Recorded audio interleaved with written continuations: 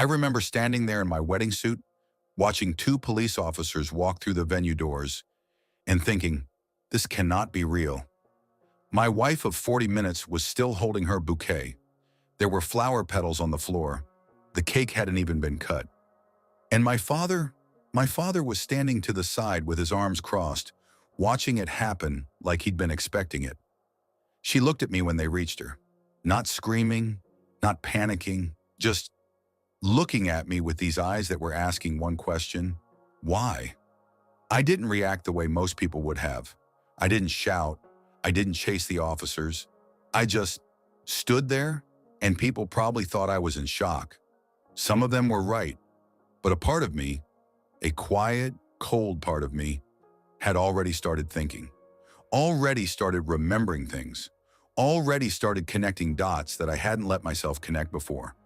What happened that day was planned. It wasn't spontaneous. It wasn't a misunderstanding. It was deliberate, calculated, and it involved people I had trusted my entire life. And what I did about it took everything from them. Let me take you back. Because to understand that wedding day, you have to understand my family first. My father is the kind of man who fills a room without saying a word. Not because of warmth, because of weight. There's a gravity to him that makes people orbit around what he wants, what he thinks, what he approves of. Growing up, his opinion wasn't just respected in our house, it was law. My mother deferred to him on everything. My sister worshipped him. Extended family treated his word like it carried some kind of official authority. He built a modest but respected career in local government. Nothing spectacular, but enough to give him influence in a small community. Enough that people didn't question him, enough that when he spoke, people nodded. I spent most of my childhood trying to earn something from him that he was never really willing to give. Not love exactly, more like acknowledgement. I did well in school, worked hard, stayed out of trouble, and every milestone was met with the same measured nod, like I'd done the minimum acceptable thing. Nothing more. When I left for university, something shifted in me. Distance gave me perspective. I started to see that what I'd grown up calling respect was actually something closer to fear. That the quiet in our house wasn't peace, it was submission. But I still loved him. That's the complicated part. You can see someone clearly and still love them. You can know someone has flaws carved deep into their character and still want their approval. That contradiction lived in me for years. Then I met Nadia. Nadia came into my life at a point when I wasn't really looking for anyone. We met through mutual friends at a small dinner, and what I noticed first wasn't how she looked. It was how she listened. She looked at people when they talked. Really looked. Not waiting for her turn to speak. Actually absorbing what was being said. We started talking that night and didn't stop for about 4 hours. By the time the dinner ended, I knew I was in trouble in the best possible way. She was an accountant. Careful with details, precise, honest to a fault. The kind of honest that sometimes made her blunt, which she always apologized for even when she didn't need to. She had a small family, a few close friends, a quiet life.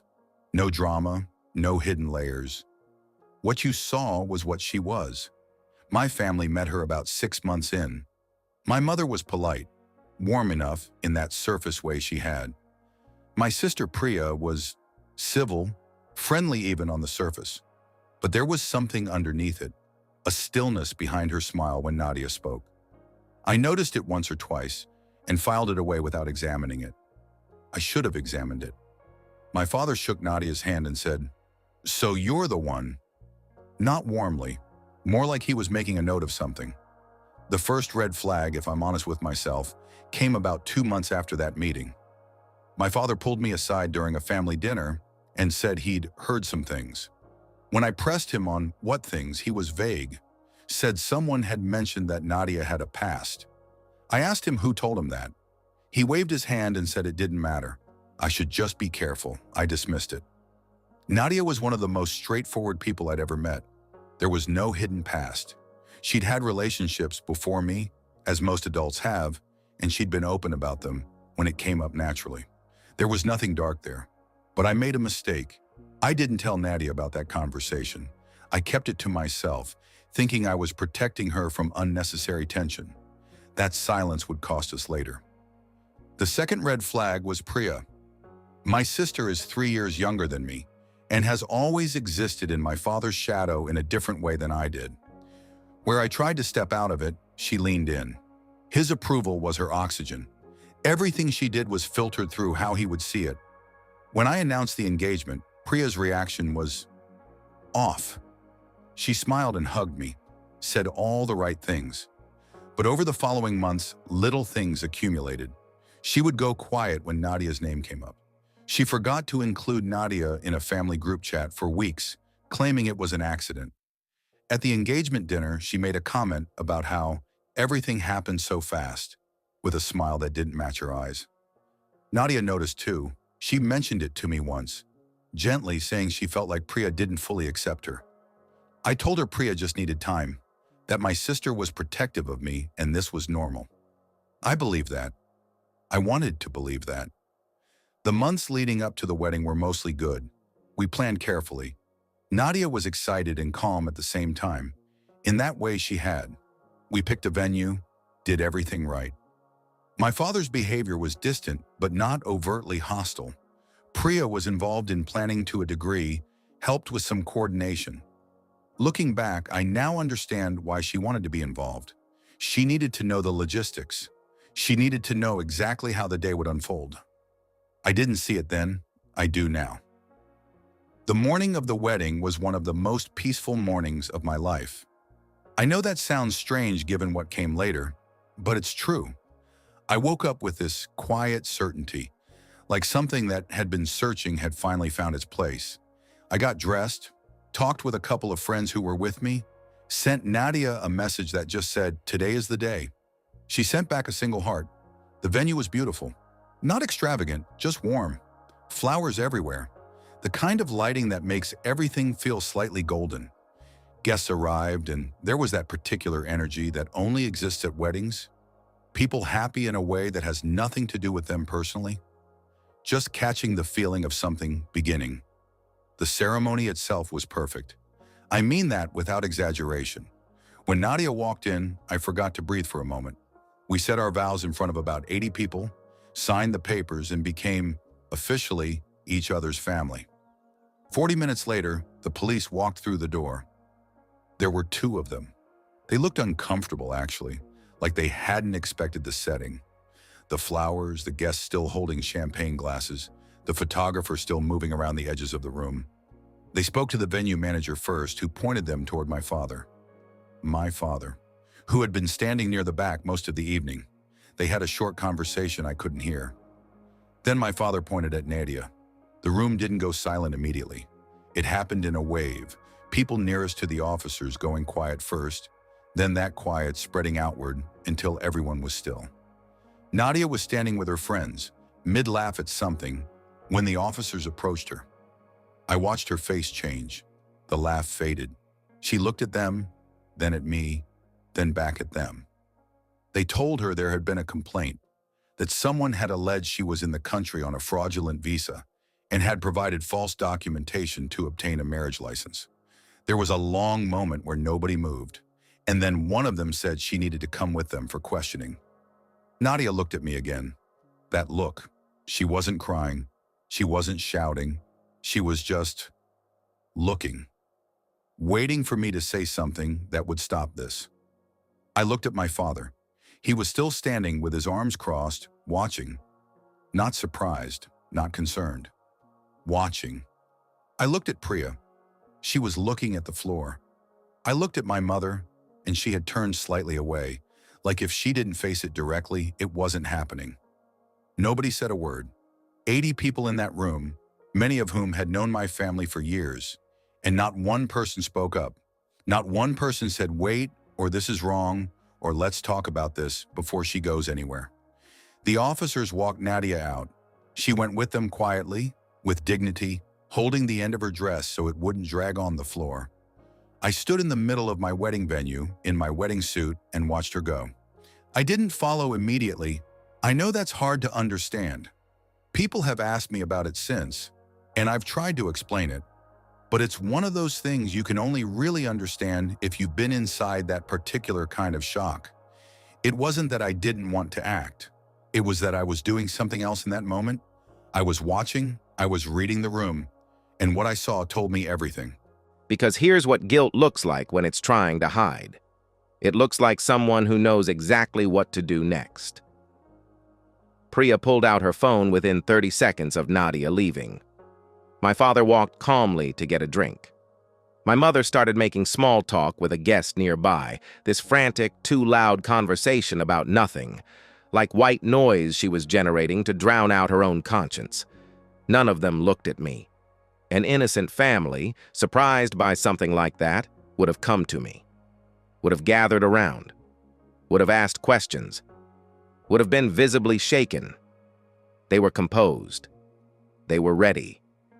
That was the moment I stopped being a grieving husband and started being something else, something quiet and deliberate. I calmly excused myself, got in my car, and went to the police station. The charge was completely fabricated. Nadia's documentation was entirely legitimate. She had been a citizen for years. The marriage license had been processed and verified properly through official channels. Whatever complaint had been filed, it was built on nothing. It took a few hours, but she was released without charge. The officers were apologetic in that professional way that means they knew they'd been used. She came out still in her wedding dress, makeup worn from crying she hadn't let herself do in front of anyone. We sat in the car for a long time without speaking.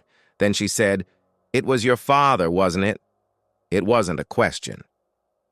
And now, if you're watching this and this story is hitting you somewhere real, if you've ever had someone in your own life use people's silence against you, I'd really appreciate it if you took a second to like this video and subscribe. It genuinely helps these stories reach people who need to hear them. It costs you nothing, and it means more than you'd think. Now let me tell you what I found out next. In the weeks following the wedding, I said nothing to my family. I attended a family dinner as though everything was fine. I answered my father's calls. I did not tell them what I was doing in the hours and days between those interactions. What I was doing was building a file. I'm not someone who acts on emotion. I learned that from my father, actually. The one useful thing his coldness ever taught me. Emotion is loud and it's visible, and it gives people warning. I didn't want to give anyone warning. I wanted to understand exactly what had happened before I moved a single piece. It started with the police report. I was able to access, through a lawyer, the record of who had filed the complaint. And when I saw the name, it wasn't my father's name. It was Priya's. She had filed the complaint. She was the one who had told authorities that Nadia had entered the country fraudulently and had falsified documentation. A detailed, specific, written complaint. Not vague, not general. Detailed enough that someone had to have put real time into constructing it. But Priya wasn't smart enough to construct that alone. And when I started looking at the specific language used in the complaint, I recognized something. A particular way of structuring an allegation. A particular way of citing concern about public record integrity. It was bureaucratic language, the kind of language someone who had spent decades in local government would know how to use. My father had written it. Priya had signed it. The motive took me a little longer to understand fully, and when I did understand it, it was both simpler and sadder than I expected. My grandfather had passed away 18 months before the wedding. He left behind a house and a small amount of investments. The will divided his estate between my father and me. Not equally, but a meaningful portion came to me directly, bypassing my father entirely. My grandfather had done that deliberately. He and my father had a complicated relationship in his final years. He told me once, quietly, that he wanted to make sure something came to me directly, so it couldn't be managed or redirected. My father had challenged the will informally and gotten nowhere. The estate had been held in a kind of informal limbo while certain paperwork finalized. Here was the part I hadn't known. If I had married someone who was found to have committed immigration fraud and falsified legal documents, the marriage could have been legally challenged as being conducted under false pretenses. And depending on how that played out, it could have impacted my legal standing during the estate process. My father had consulted someone, I found the email chain later, who had told him this was a possible avenue, however unlikely. He hadn't even been certain it would work. He'd tried it anyway.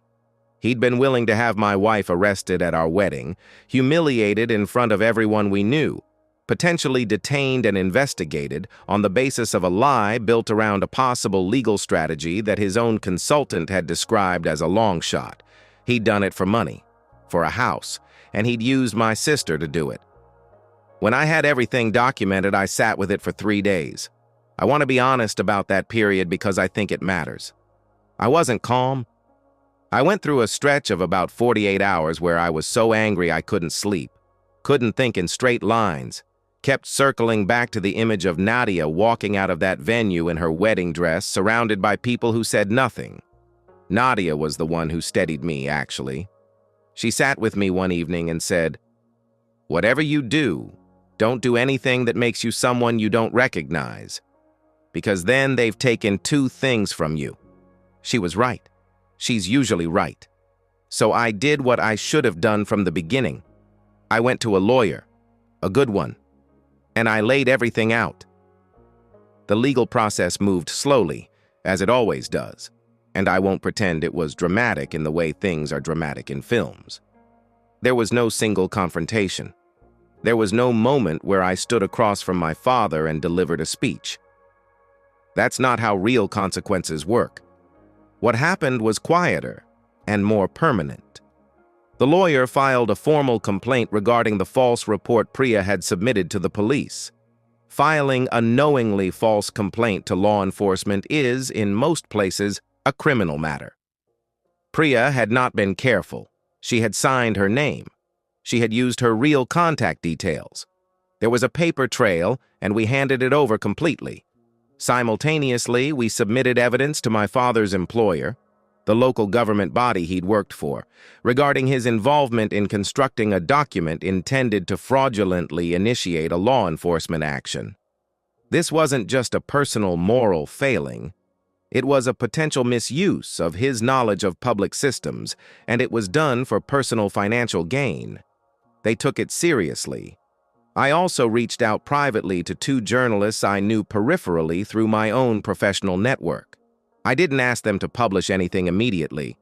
I shared documentation and said, "If this becomes something you want to report, I want it on record that I offered it factually and without embellishment." I left it with them. I told my father 1 week before anything became public, not to give him a chance to stop it, but because I felt he deserved to know it was coming. I called him, calmly, and said, "I know everything. What happens next is already in motion. I didn't call to argue. I called because you're still my father, and I thought you should hear it from me first." He was silent for a long time. Then he said I was being dramatic, that I was overreacting. I said, "Okay," and hung up. The investigation into Priya took about 4 months. She wasn't sent to prison. That's not what happened. But she was formally charged, and the process that followed effectively ended the career she'd been building in HR and compliance, which carries its own bitter irony, considering. Her employer let her go during the investigation. The charge followed her in background checks. She moved to another city. I don't know the full details of her life now, and I haven't sought them out. My father was not criminally charged. The evidence against him was strong but layered enough that his direct culpability was harder to prosecute than Priya's. However, the investigation at his workplace went differently. 3 separate internal reviews were initiated. By the end of the process, he had been quietly asked to take early retirement. The thing he had built his identity around for 30 years, the influence, the position, the community standing, was removed from him without fanfare. He was not fired dramatically. He was just made irrelevant. And for a man like my father, I think that was harder. One of the journalists did eventually run a piece, not a front-page expose. A smaller piece, but small pieces in the right places reach the right people. The community he'd spent decades performing respectability for now knew a version of events that he couldn't control. My mother called me 3 times during all of this. The first 2 times, I didn't answer. The 3rd time, I did. She said, "You didn't have to do this." I told her she was right. I didn't have to. I chose to. And she could have chosen differently too at the wedding when she turned away. We were both making choices. She cried. I told her I still loved her, and I meant that. But I also meant everything else. I've thought a lot about whether it was too much. Nadia and I have talked about it, honestly, and more than once. Whether destroying Priya's career and ending my father's was proportionate. Whether a more forgiving response would have made me a better person. Here's where I've landed. I didn't invent consequences for them. I revealed what they had done to institutions that had the authority to respond to it. Priya filed a false police report. There is a consequence for that which exists independent of me. My father used his professional position and knowledge as a tool to harm my wife for financial reasons. There is a consequence for that which exists independent of me. What I did was remove the protection that family silence had been providing around their actions. They weren't punished by me. They were exposed by me. The system did the rest. There are days I feel at peace with that distinction. There are days I still wonder. Nadia and I left that city about 8 months after the wedding. We'd talked about it before all of this happened, but afterward the decision was easier. We needed a place that was ours, not built on the geography of everything that had gone wrong. We have a small apartment in a city where nobody knows our names in any particular way. We have friends we've built slowly and chosen carefully. We have Sunday mornings that are quiet and good. We have, I think, something genuinely rare, which is a relationship that has been tested by something designed to break it and didn't break. She still catches me sometimes when I'm quiet. She'll ask what I'm thinking about, and sometimes it's nothing, and sometimes it's the image of her walking out of that venue. She takes my hand when I say that. She doesn't try to fix it or reframe it. She just holds it. There's no perfect ending to a story like this, no moment where everything becomes clean and resolved. My father is alive and we haven't spoken in over a year. I don't know if we ever will in any meaningful way. My sister exists somewhere in a version of her life that I'm not part of. My mother and I have occasional, careful conversations that live at the surface of things. That's what betrayal leaves behind, even after justice. It doesn't leave nothing. But it doesn't leave things whole either. What I know is this: silence is never actually neutral. The people who stood in that venue and watched my wife walked out and said nothing made a choice. They chose comfort over truth. They chose not to disturb something in order to protect themselves. And that choice has a cost, even when nobody tracks it formally. The people in your life who will stand up when it's costly to stand up, those are your people. Guard them, deserve them. And be careful about mistaking someone's composure for innocence. Be careful about mistaking your own loyalty for blindness. I learned both of those lessons later than I should have, but I learned them. If this story stayed with you, if it made you feel something or think about something in your own life, I'd be really grateful if you'd like the video and subscribe. Every share and subscription helps these kinds of stories reach people who might need to hear them. It means a lot. Thank you for staying until the end.